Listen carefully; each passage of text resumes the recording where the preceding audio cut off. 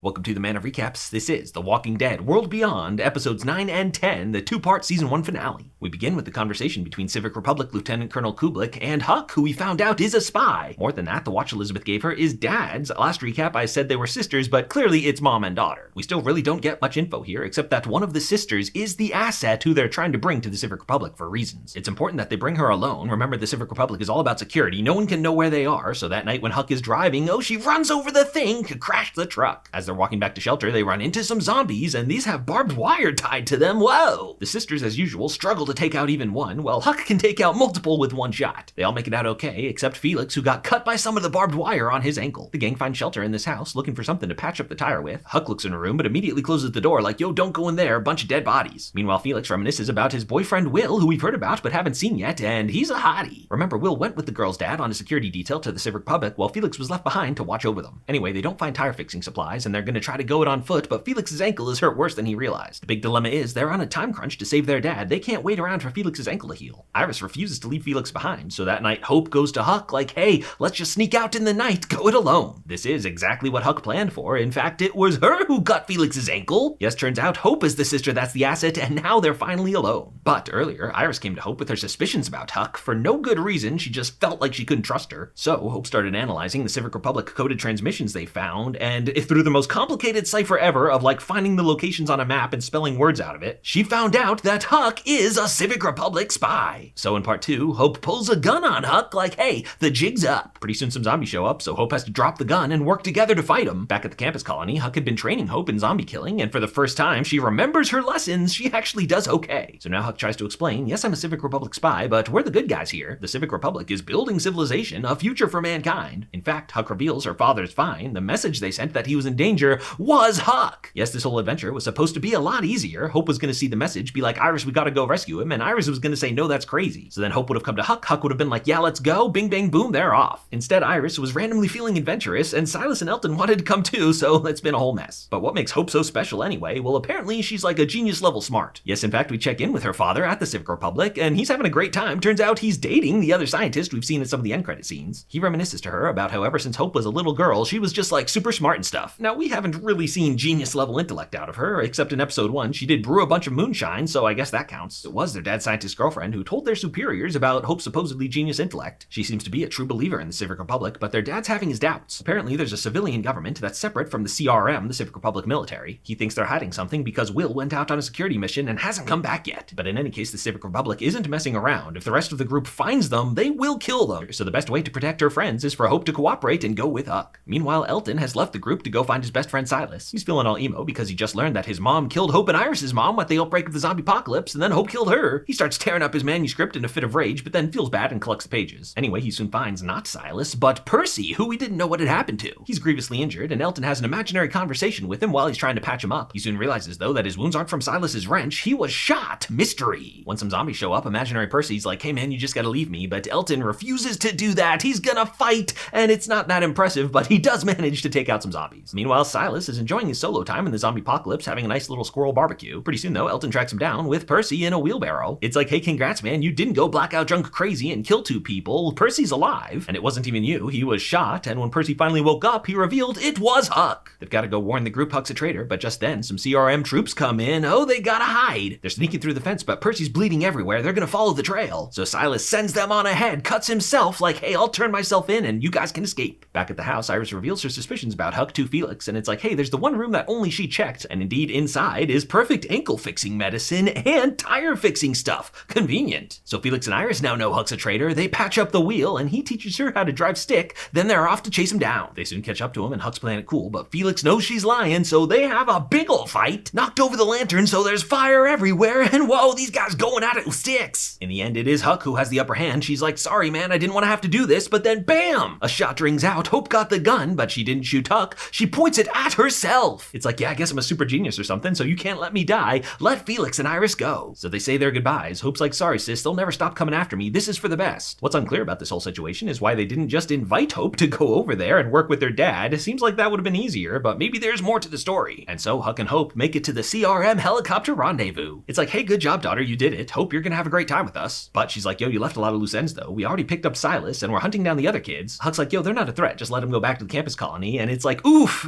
Huck doesn't know yet that the campus colony was massacred. But for now, her mom brushes that aside, like we'll talk about it next season. So now Elton and Percy are on their own, hoping to meet up with the rest of the crew. Elton's feeling optimistic again. He's like, I know we'll succeed. I no longer believe we're the end of the species. I think we're the beginning. Iris is feeling real optimistic too, like, hey, we're gonna take down the CRM. I just know it. Turns out it's not fully blind optimism. She had a secret conversation with her sister. Hope was like, yo sis, they think I'm the asset because I'm some super genius, but what they don't realize is that you were always right there with me. Together, we're an unstoppable force, and I'm gonna play nice for now, but the Civic Republic is evil. We're gonna take them down. But now in the woods, someone's coming. Who is this? It is Felix's boyfriend, Will. They embrace, finally reunited. It's like, wow, I thought you guys were killed. It's like, wait, what? So these two are about to learn about the campus massacre too. For now, it seems like Will's hanging out with the big crew. I can only assume these are Civic Republic defectors that are forming some sort of Robin Hood rebellion. So next season, our crew of plucky teenagers are gonna take down the dystopian Civic Republic. And that's how The Walking Dead World Beyond Season 1 comes to an end.